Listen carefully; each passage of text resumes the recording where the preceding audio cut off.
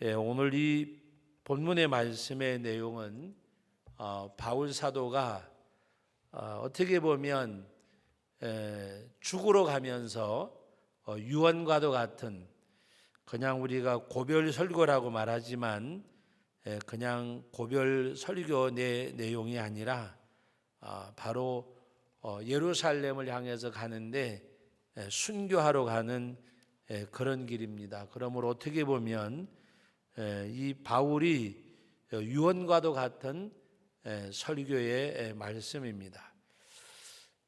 어떤 교회에서 집회를 하는데 그런 시간을 가졌어요. 만약에 내가 오늘 하나님 앞에 간다면 나는 자녀들에게, 때로는 믿음의 후손들이 어떤 이야기를 남길까. 그래서 유서를 쓰는 시간, 유서. 내가 지금 유서를 쓴다 그러면 나는 어떤 유서를 쓸까? 여러분, 정말 내가 유서를 쓴다고 생각해서 재산이 많아가지고 이렇게 나눠 가져라 저렇게 나눠 가져라 그런 유서 말고, 내가 하나님 앞에 예수를 믿다가 이제 천국 가게 되었는데, 내가 세상을 떠나가는데 하나님 앞에서 내가 유서를 쓴다 그러면 어떤 유서를 쓸까? 여러분 한번 마음적으로 생각해 보세요. 잠깐이라도 나는 유서를 쓴다 그러면 어떤 유서를 쓸 수 있을까? 쓸 수 있을까? 그러니까 어떤 분이 아주 쉽게 유서를 썼대요. 다 같이 따라합시다. 나처럼 살지 말아라. 나처럼 살지 말아라. 왜 나처럼 살지 말라 그랬을까? 후회되기 때문에, 잘못 살았다고 생각되기 때문에. 그래서 자녀들에게 또 유서를 쓰는데 그냥 금방 쓰고 가만히 있더래요. 그래서 아니 다른 사람은 많이 쓰는데 왜 유서를 안 쓰냐 했더니 전 썼다고. 뭐라고 썼냐 그러니까, 목사님 간단합니다. 나처럼 살지 말라 그랬다고. 나처럼. 나처럼 살지 말라고. 그러면서 어떻게 살면 좋겠기 때문에 나처럼 살지 말라 그랬냐 그랬더니, 저처럼만 안 살면 다 잘 살 거라고. 예수님처럼 바울처럼 누구처럼이 아니라 저처럼, 나처럼만 살지 말라고. 왜 그렇게 했냐니까, 나처럼 안 살면 다 잘 살 거라고. 어떻게 살든지. 여러분, 그냥 우스갯소리로 그렇게 저도 들었고 들려지는데 가만히 음미해 보세요. 그게 그냥 우스갯소리로 지나칠 수 있는 이야기인가? 나처럼 살지 말아라. 얼마나 자기의 삶이 잘못 살았고 후회되고, 그것보다가도 뭔가 이렇게 나처럼 살지 말아라 하는 것은 마지막 유언할 때에 정말 하나님 앞에 내가 이룬 것이 뭐가 있을까 하는 가운데서 우리가 뭔가 이렇게 생각하는 거. 나처럼 살지 말아라. 근데 여러분, 그 사람은 조금 잘못된 것처럼 생각되지만 이 말이 정말 중요한 거예요. 따라합시다. 나처럼만 살아라. 나처럼만 살아라. 왜 자신이 없으세요? 다 같이 따로 나처럼만 살아라. 네. 여러분들 자녀들이 여러분처럼 살면 좋겠어요? 신앙생활을 여러분처럼 하면 좋겠냐고요. 우리가 나처럼 살지 말아라 그러면 조금 이렇게 뭔가 마음의 여유도 있고 우스운 것처럼 느껴져요. 그죠? 그렇게까지. 그런데 나처럼 살아라고 말하라 그러면 자신이 있어요, 없어요? 나처럼. 예? 나처럼만 살아라. 그렇게 말할 수 있는 부모가 되면, 그런 선배가 되면, 그런 믿음의 선배들이 되면 정말 그 사람은 잘 사는 사람이에요. 근데 성경에 그런 사람이 한 사람이 있는데 바울이었잖아요. 너희가 나를 본받는 자 되라. 근데 바울은 자기가 걸어간 자기의 삶을 본받으라고 말하지 않았어요. 자기 삶의 행위를 본받는데 바울은 어떻게 살았느냐? 내가 예수 그리스도를 본받은 자 된 것 같이, 내가 예수 그리스도를 본받는 자 된 것 같이 너희가 나를 본받는 자가 되라. 바울 사도는 어떤 훌륭한 인물, 어떤 자기가 존경할 만한 어떤 사람을 말하는 것이 아니라 바울은 내가 예수 그리스도를 본받는다 된 것 같이. 근데 바울이 예수님을 본받은 삶의 그 말씀의 내용을 보여준 말씀이 빌립보서 2장에 있는 말씀이에요. 그 말씀이 어떤 말씀이에요? 너희가 이 마음을 품으라 그리스도 예수의 마음이니 그랬어요. 너희가 이 마음을 품으라 그리스도 예수의 마음. 여러분, 바울은 그의 마음이, 그의 삶이 내가 예수 그리스도를 본받은 자 된 것 같이, 그러니까 본을 다 받았단 말이 아니라 예수 그리스도 삶을 본받으려고 하는 것처럼 너희도 나를 본받아서 예수 그리스도를 본받는 자가 되라는 말씀입니다. 바울은 어떻게 보면 나같이 살라고 말할 수 있는 사람이 바로 바울이었어요.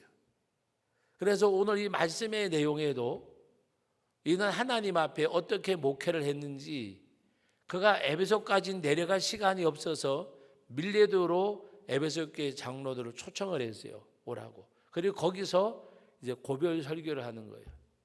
여러분, 죽으러 갈 사람이, 그 선교지 갈 사람이 환영하는 인파가 있는 것도 아니고 바로 환난과 결박이 기다린다 그랬는데, 에베소 교회까지 내려갔다가 가도 뭐 그렇게, 그런데 이 바울의 마음속에는 죽고 사는 문제가 아니라 복음을 전하는 일에 완급의 문제가 있는 거예요. 어떻게 하든지 빨리 가가지고 그들의 복음을 전하려고.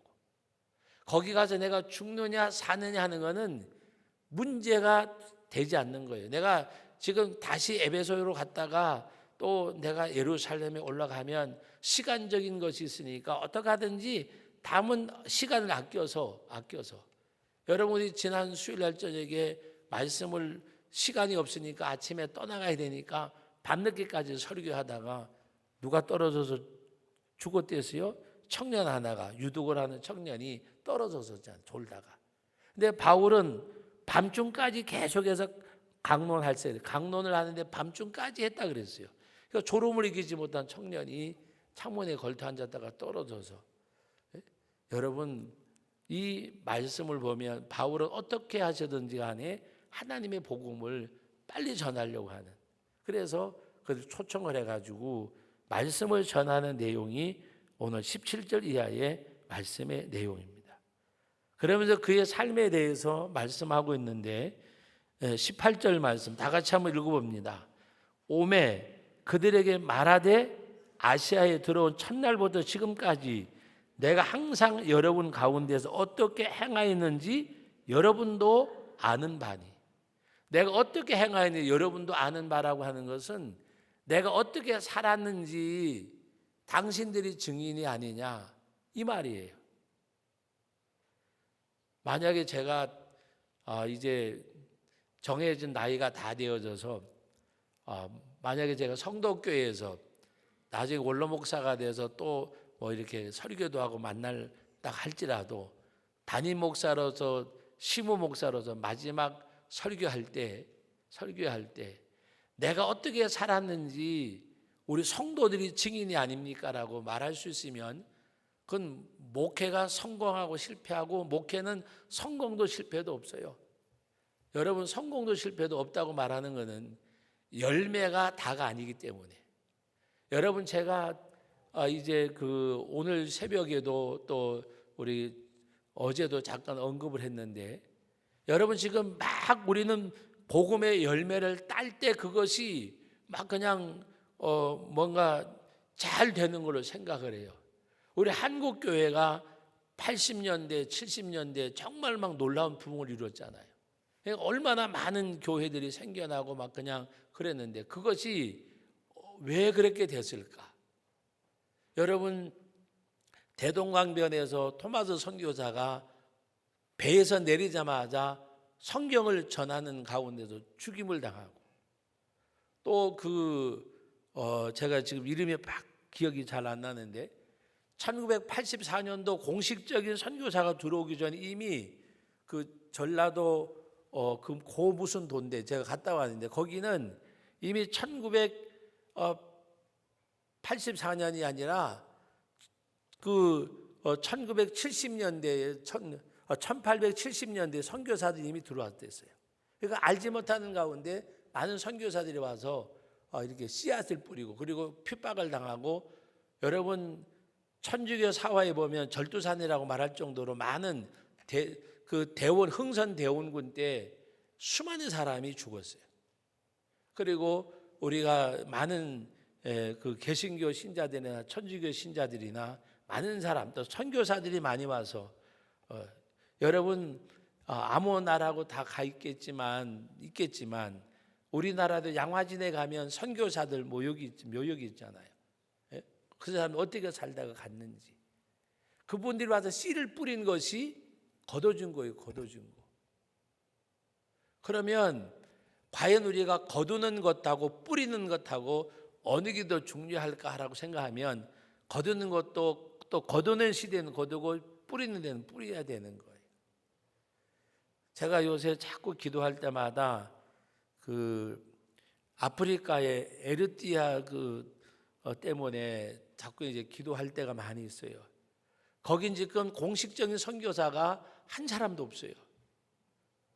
우리 교회에서 일찍부터 교회가 그분을 후원하기 전에 그 나홍주 선교사님하고 변희랑 선교사님 두 부부가 거기 가서 이제 사역을 할 때 우리 교회의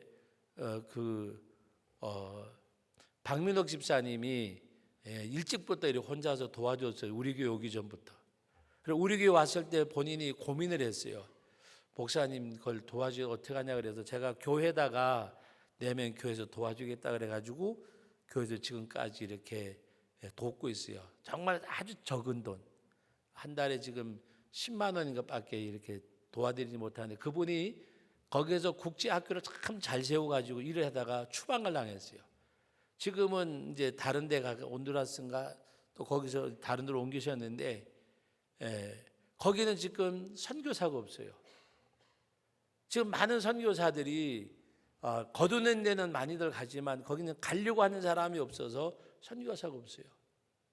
그래서 요새 제가 가끔 가다가 기도하면서 하나님 앞에, 이제 나이는 핑계겠지만 내가 정말 젊다 그러면 한 번쯤 해보는 거는 괜찮겠다. 그런데 나이 파는 건 핑계겠죠. 그런데 거기도 복음의 씨앗을 뿌렸어요. 많은 분, 나홍주 선교사님이나 또 미국은 선교사님, 당교 선교사님 많이 뿌렸는데 그건 아직도 결실을 못 맺고 있어요. 이제 우간다 얘기를 우리 들어서 알지만 막 그냥 어제 부흥이 일어나고 하는데, 제가 말씀드렸잖아요. 현지 교육자한테 물어보니까 옛날 영국 식민지 있을 때 많은 선교사들이 관에다가 성경책을 넣어가지고 와가지고 성경책을 뿌리고 전도하고, 어떤 사람은 3개월 만에, 어떤 사람은 6개월 만에, 당시에는 5년을 넘긴 사람이 없대요. 그리고 죽으면 자기가 가져온 관에 묻혀서 죽고, 그래서 그것이 씨앗에도 지금 열매를 맺는다고 이야기하더라고요. 지금도 여러분 씨앗을 뿌리는 데가 있고 또 거두는 데가 있는데, 지금도 여러분 지금도 선교사들이 들어가지 못하는 그런 나라들도 없지 않아 있어요.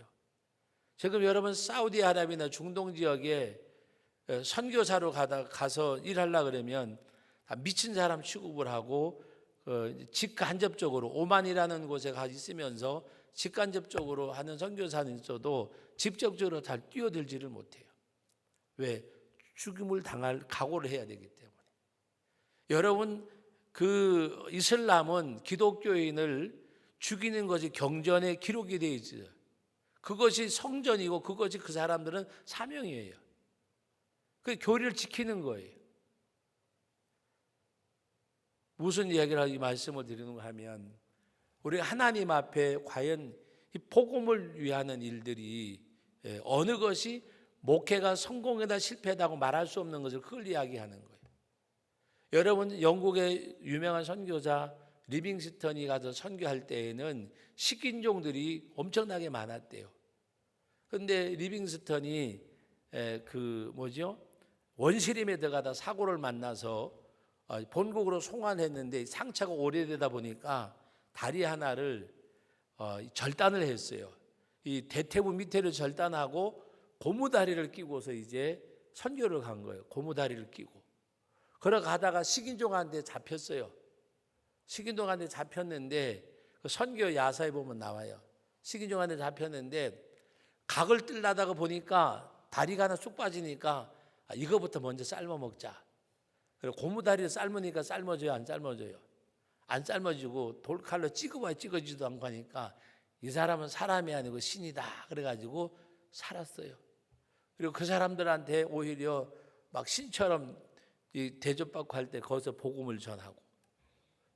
여러분, 리빙스턴이 원시랩에 들어가다가 이 다리가 다쳐서 이제 잘라지게 됐을 때 당신은 그게 불행이잖아요. 근데 오히려 그것 때문에 복음을 전하는 계기가 되어지고, 그렇게 씨를 뿌린 결과 지금 남아공이나 많은 그 아프리카 지역에 그래도 이렇게 기독교 국가들이 생겨나고 복음이 전하는 건 그때 그분들이 뿌렸기 때문에. 우리나라도 많은 사람들이 와서 뿌렸기 때문에 된 건데, 지금 한국 교회가 왜 이렇게 메말라 가느냐? 원인은 딱 하나예요. 여러분 7, 80년대 그렇게 부흥되고 할 때 뭐 예배당 짓고 뭐하고 하는 데는 다들 열심을 가졌어요. 근데 우리 한국 교회가 지금은 모판을 잃어가고 있어요. 모판을 잃어가고 있다니까요. 지금 우리가 군선교라든지 농어촌 교회라든지 이 교회가 공생할 수 있는 방법을 찾아가야 되는데 그게 지금 없어요. 그러다 보니까 모판 자체가 지금은 쇠약해져 가는 거예요. 영국이나 많은 유럽 국가들이 실패한 그 길을 우리도 똑같이 가고 있어요. 그것을 봤으면 우리는 그 길을 가지 말아야 돼요. 여러분, 하나님 앞에 도전은 현실성을 가지고 도전을 하면 하나님이 그 가운데 역사하지 않는다니까요. 이성적인 판단은 거기 사람의 계획은 성취되어지지만 이성적인 판단에는 하나님이 역사하지 않아요. 바울 사도가 오늘 말씀의 내용 가운데서 하는 가운데 바로 하나님을 온전히 의지하고 나간 그 말씀이 어딘가 하면, 나는 내 생명을 조금 더 귀한 것을 여기지 않으라, 그 부분이 아니라 바로 오늘 19절 말씀. 우리 한번 다 같이 읽어봅니다. 곧 모든 겸손과 눈물이며 유대인의 간계로 말미암아 당한 시험을 참고 주를 섬긴 것과, 여기서 우리가 말씀을 정리를 하면 모든 겸손과 눈물과 인내, 이 세 가지예요. 모든 겸손. 여러분, 모든 겸손이 뭔지 아세요? 여기서 말하는 모든 겸손은 사람 상대가 아니에요. 사람 상대가. 여기서 말하는 모든 겸손은 오직 하나님만을 온전히 의지하는 것, 그 주님만 의지하는 것. 모든 겸손.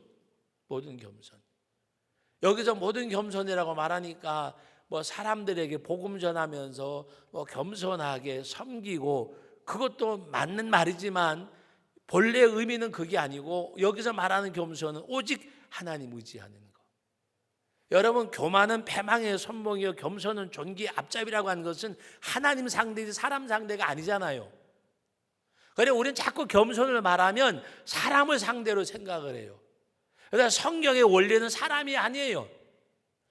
바로 겸손은 존귀의 앞잡이요 교만은 패망의 선봉이라고 하는 것도, 교만한 것도 사람 앞에서는 거만도 떨고 교만도 할 수 있지만 하나님 앞에 교만한 건 망하는 거라고 말이에요. 하나님 앞에 교만한 게 뭐예요? 잘난 척하는 거 아니에요. 하나님 앞에 교만한 건 뭐냐? 겸손하지 않은 거. 하나님 앞에 교만한 게 뭐냐? 하나님 전적으로 의지하지 않는 거. 그게 교만이에요. 교만하다 그러면 교회에서 잘난 척하고 난치하고 다른 사람보다가 우리 그런 사람을 참 교만하다고 생각해요. 말 없고 조용하고 그러면 겸손하다고 생각을 해요. 아니에요. 말 없고 조용하고 해도 교만이, 하나님 없이 살면 교만한 거고 하나님 없이 살면 어설프더라도 부족하더라도 겸손한 거예요. 성경의 겸손은 존귀의 앞잡이요 교만은 패망의 선봉이라 그러지 하나님께 대한 거지 사람에게 대한 걸 이야기하는 게 아니에요. 그러므로 바울은 오직 겸손과 그 다음에 두 번째가 뭐예요? 바로 오늘 말씀 가운데 보면 눈물이라 그랬어요. 모든 겸손과 그 다음에 눈물이며 눈물이 뭘까? 눈물이 뭘까? 여기서 눈물이 뭘까? 바울 사도가 모든 겸손과 눈물이며 그랬어요. 하나님을 향해서 늘 울부짖고 눈물 흘리며 하나님 앞에 간구하고.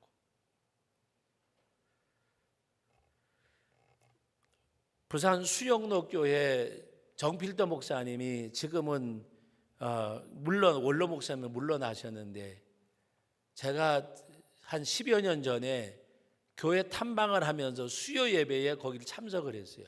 수요 예배에 참석을 했는데 목사님이 그때 설교하는 가운데 뭐라고 이야기하는가 하면은 눈물을 얼마나 흘렸나에 따라서 눈물의 양만치 은혜가 있고 눈물의 양만치 축복이 있고 눈물의 양만치 응답이 있다고 그 설교를 하셨어요.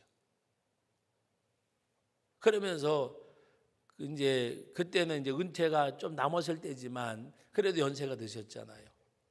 다른 건 몰라도 내가 수용로교에 와서 한 것은 하나는 있는데 하나님 앞에 늘 울었다는 거.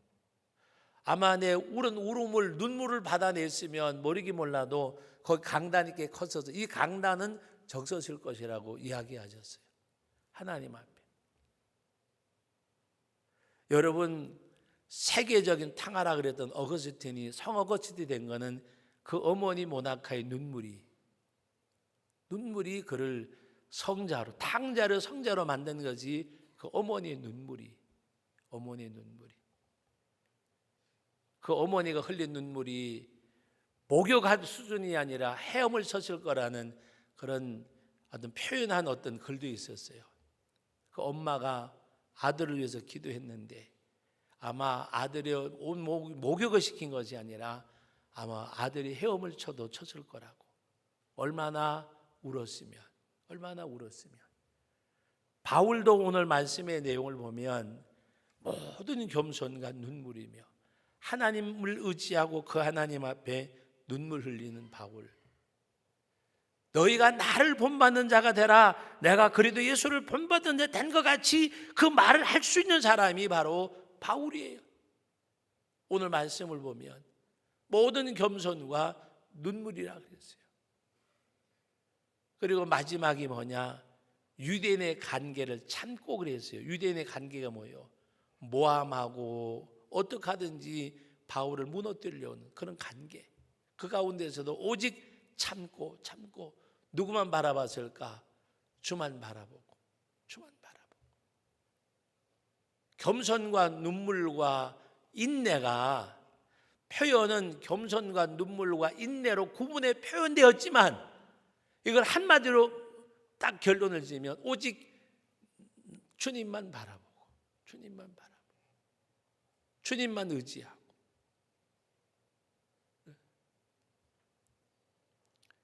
제가 여러분 지난 주일날 지난 2주간 동안 설교하면서 정말 우리가 한번 우리 성도교회가 저와 여러분들이 한마음 되어져서 저 하나님의 역사를 이뤄봅시다라고 설교를 했어요.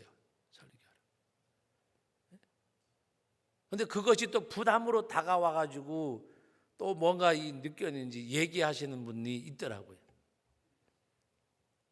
여러분 하나님이 가장 섭섭해할 때가 언제일까? 하나님 의지하지 않을 때, 하나님 믿지 않을 때. 여러분 이제 추석이 다가오고 이제 명절이 다가오잖아요. 여러분 자식이 여러분 안 믿어주면 좋겠어요. 자식이 여러분 안 믿어주면 여러분 하나님을 믿고 나가는, 하나님 의지하고 나가는 거.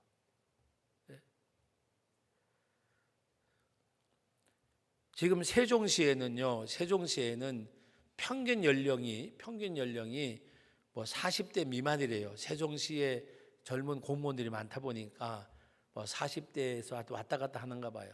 평균 연령.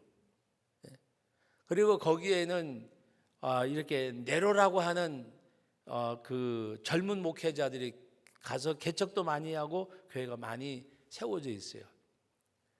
근데 그 가운데 우리 교단에서 지금 은퇴하셔서 지금 6세인가 5세가 된 목사님이 개척을 하셔가지고 하는데 종교부지를 500평을 사고 지금 예배당이 원래 8월 말에 완공된다 그랬는데 500평이 넘는 예배당을 지금 지어가지고 11월 달인가 이제 헌당을 해요. 사람의 계산으로는 맞지 않는 거예요. 여러분 생각해 보세요. 그리고 교인들이 개척한 지 이제 뭐 10년이 된 것도 아니고 그런데 한 몇백 명이 모여요. 여러분 사람의 머리로 생각으로는 있을 수 없는 일이잖아요. 자기 교회를 은퇴하고 원로 목사로 물러나고 난 다음에 뚝 떨어져서 가가지고 하나님의 일을 해야 되겠다. 그래서 이 사모님 이름으로 시작을 해가지고 실제적인 목회는 목사님이 하세요. 그런데 하나님이 역사하세요. 저는 그걸 보고 느끼는 게 뭔가 하면 나도 그렇게 해야지 하는 그 욕심을 느끼는 데서 여러분들한테 이야기하는 거 아니에요. 믿음은 믿는 자에게 역사하는구나. 믿습니까? 믿는 자에게. 믿는 자에게. 첫 번에 상가 2층도 아니고 3층도 아니고 상가 7층을 얻어서 시작을 했어요. 세 사람이 목사님하고 두 가정, 세 가정이 시작을 했어요. 7층 꼭대기에 2층 3층도 아니고 길가의 상가도 아니고 그래 시작을 했는데 나중에 갔더니 거기 이제 가가지고 예배드리러 갔는데 그 상가를 다 샀대요. 상가가 몇백 평이 됐댔어요. 상가를 사고 그리고 종교부지 그 상가를 이제 팔고 종교부지 가가지고 옮긴 거예요. 그 주위에 기라성 같은 학벌만 보면 그냥 넘어갈 만한 그런 목회자들이 옆에서 개척들 하고 그랬는데 상가에서. 근데 하나님이 어떻게 믿으니까 주일 학생들이 예배 드릴 공간이 따로 없어서 어른들과 같이 예배를 드리는데 아이들이 설교를 듣다가 줄줄 울기도 하고. 근데 신기한 거는 목사님이 감동을 받는 거예요.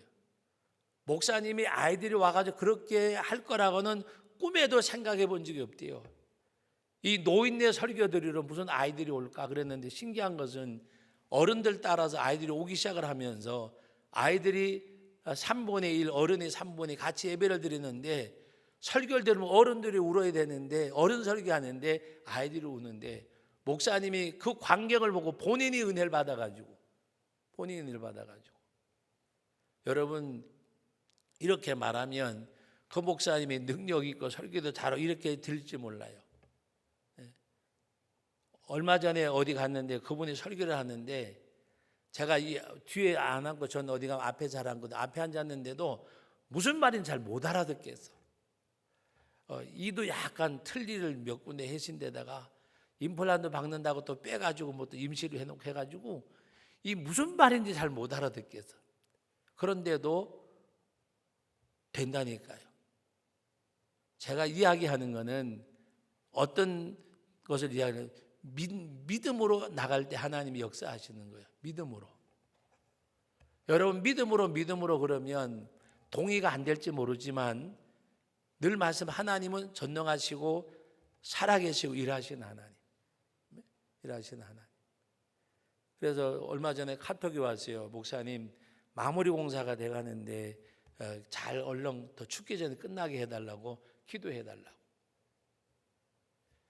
여러분 오늘 우리는 바울에게서는 세 가지가 있었어요.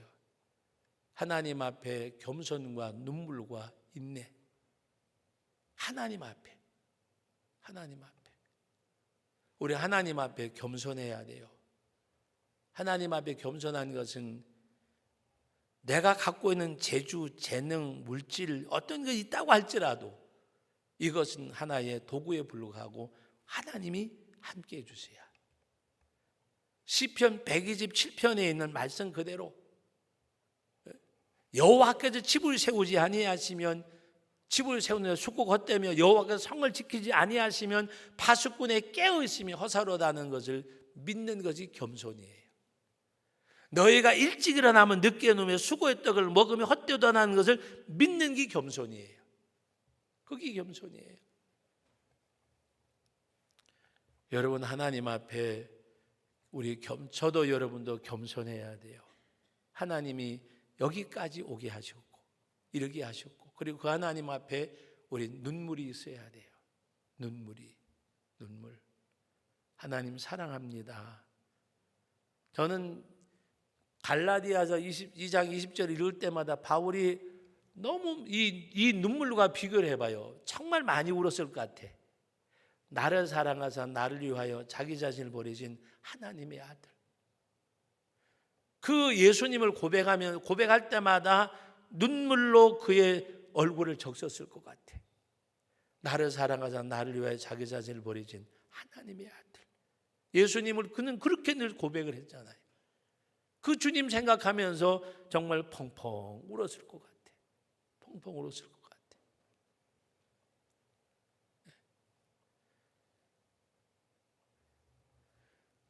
우리 친고모님은 아니고 그 사촌이니까 저한테는 몇 촌이 되는지 잘 모르겠는데, 하여튼 하여튼 고모 할머니라 그래요. 고모 할머니. 그래서 그냥 고모 할머니라고 불렀는데, 이제 그분이 아이들을 참 혼자서 30몇 살에 혼자 돼가지고 이렇게 키우셨대요. 그런데 그 딸 중에 고모 할머니의 딸이니까 저하고 뭐가 되는지 모르겠지만, 그분이 늘 하는 얘기가, 엄마를 붙들면 울어요. 우리 엄마가 청상에 과부돼서 적지도 않아요. 우리 7남매 키우느라고 너무 고생하셨어. 그리고 엄마만 붙들면 그냥 그 손을 만지면서 우리 7남매, 우리 엄마. 그런데 저는 지금까지 많은 사람들 봤지만 엄마한테 그렇게 효도하는 사람은 보지를 못했어요. 오줌똥을 하여튼 꽤 오래 받아냈어요. 오랫동안 오줌똥을 받아냈는데, 그 엄마를 늘 하면서 욕창 하나 안 생기도록, 그리고 늘 언제든지 목욕시켜드리고, 우리 7남매, 우리 엄마. 늘 그 어머니가 행하셨던 걸 생각하고 그 어머니만 생각하면 눈물을 흘리고, 그리고 늘 그렇게 모시는 것을 봤어요. 결혼의 조건이 뭐였는가 하면 우리 엄마 내가 모시는 거. 난 어떤 남자도 싫고 우리 엄마를 모시는 사람하고 결혼하겠다 그래가지고 결혼했는데, 자기 부인이 그러니까 이 사후쟁이까지도 그런 효자가 없었어요. 여러분, 무슨 얘기인가 하면 육신의 부모도 생각하면 효도할 수밖에 없어요. 효도할 수밖에.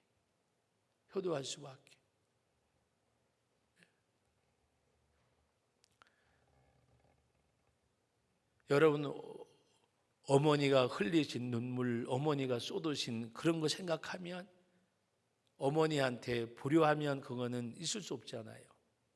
하나님 앞에 바울 사도는 나를 사랑하사 나를 위해 자기 자신을 버리신 하나님의 아들. 그러므로 바울은 오늘 모든 겸손과 눈물. 나를 사랑하사 나를 위해 자기를 버린 하나님의 아들. 그 예수님만 생각하면 그 흐르는 눈물. 그래서 그는 이제 앞으로 여기 20장 계속해서 읽다 보면 나오지만, 예루살렘에 못 올라가게 하려고 바울의 띠를 가져다가 아가보가 자기 손발을 묶고 띠임장 올라가면 이런 일 만나는데, 바울이 왜 나를 울리느냐? 그렇다고 내가 가지 않을 것도 아니고. 여러분, 한번 땡겨서 한번 우리 같이 읽어보십시다.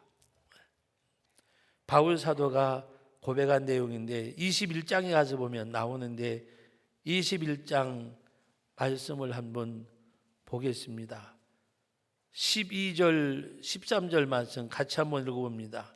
21장 같이 읽습니다. 우리가 그 말을 듣고 그것 사람들과 더불어 바울에게 예루살렘으로 올라가지 말라 권하니 바울이 대답하여 여러분이 어찌하여 울어 내 마음을 상하게 하느냐.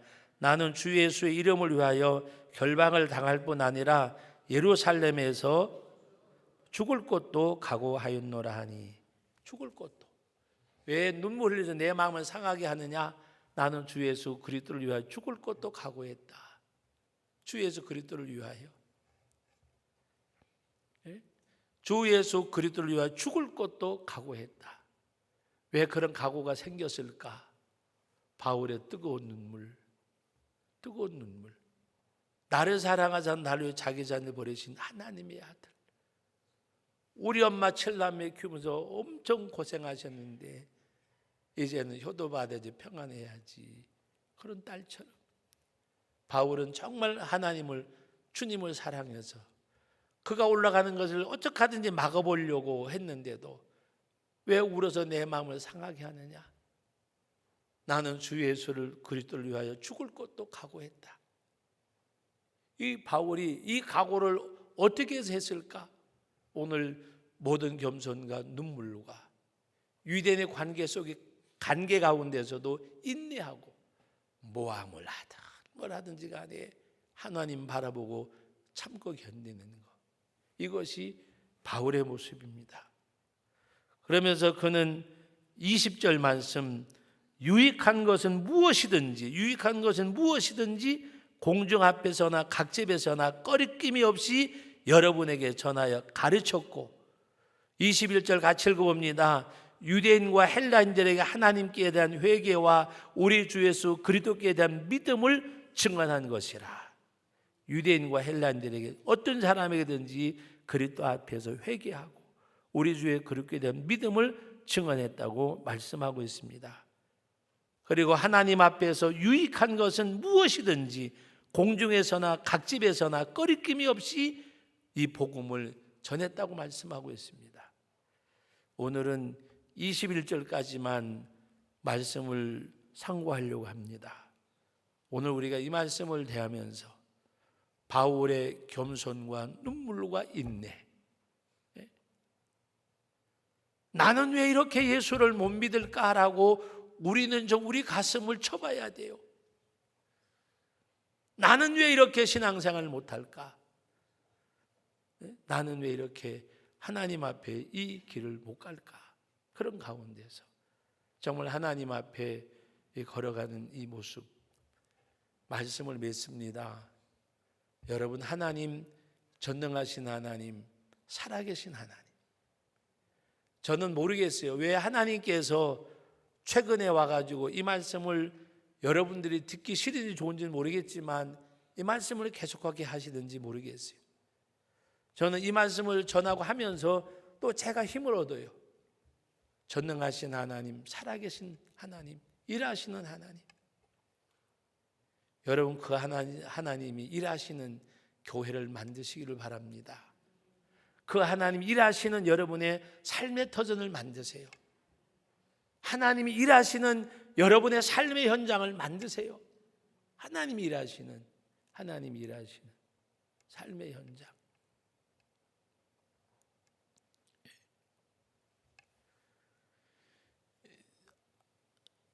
한 가지만 말씀드리고 말씀 맺을게요. 우리 여기 태양 정육점 하던 전 영명 집사님 지금 하솔이 어디죠?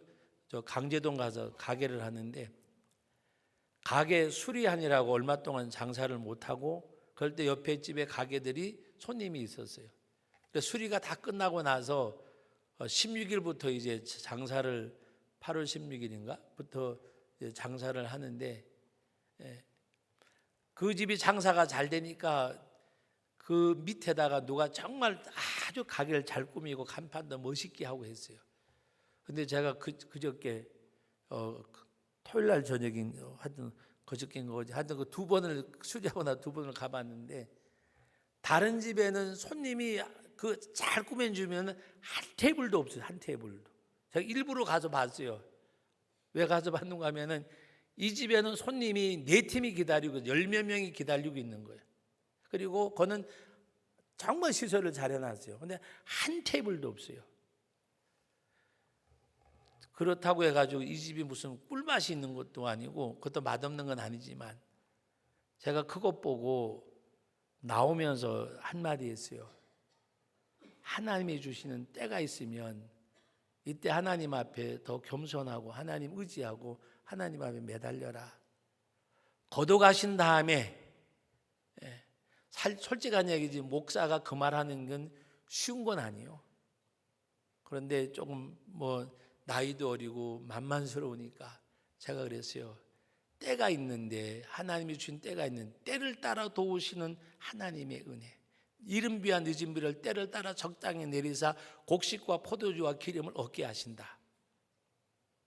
여호수아 11장 말씀을 이야기해 주면서 하나님이 지금 이렇게 해주시는데 내가 맛있어서 뭐가 있어서 된다고 생각하지 말고 그분이 해주신다고 생각하고 오히려 일 때문에 예배가 방해를 받으면 안 되지 않냐.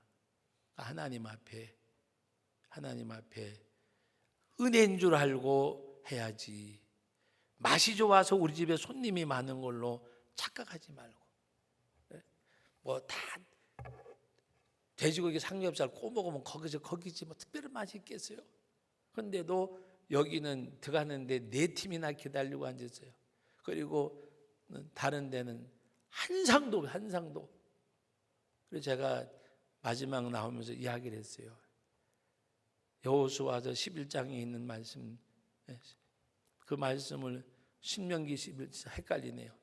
그 말씀을 이야기하면서 때를 따라 적당한 때 이른 비와 늦은 비를 내리시는데 곡식과 포도주와 기름을 얻게 하시는데 하나님이 은혜인 줄 알고 복인 줄 알고 인사로 나왔길래 그러지 한번 다 봐라. 다른 집에 손님이 있는가? 여기 기다리고 있는데 하나님 앞에 감사하고 목사님 알았다 그러더라고요. 대답으로만 알았다 그러지 말고 마음으로 깨달았으면 좋겠다 그리고 왔어요. 듣든지 안 듣든지 본인의 몫이고. 여러분 오늘 우리는 정말 하나님 앞에 교회도 마찬가지요. 하나님이 되게 하시면 돼요. 하나님이 되게 하시면 여러분의 가정도 마찬가지요. 하나님이 이루시면 이루어져요. 그 하나님 앞에 오늘 바울이 겸손과 눈물과 인내 이게 바울이 하나님 앞에 가졌던 모습이에요. 오늘 여러분 하나님 앞에 겸손하세요. 많이 우세요. 여러분의 아들, 딸 위해서 우세요. 그 아들, 딸을 목욕시킬 만한 눈물이 아니라 헤엄칠 만한 눈물을 흘리세요. 그리고 어떤 가운데서도 인내하세요. 견뎌내야 돼요. 인내해야 극복해야 돼요. 내 신앙생활의 걸림돌이 뭔지 그걸 극복해야 돼요. 그때 하나님이 역사해 주세요. 하나님의 역사하심을 목도하는 여러분 되시고 그런 교회를 만들 수 있는 우리 믿음의 식구들이 되기를 주님의 이름으로 축복합니다. 거룩하신 아버지 하나님 은혜와 사랑을 감사드립니다. 주님의 은혜 가운데서 아버지 하나님 앞에 저희들 오늘도 귀한 말씀을 통해서 수요 예배를 드립니다. 하나님 영광을 받으시고 주의 은혜가 함께하여 주옵소서. 예수님의 이름으로 기도합니다. 아멘.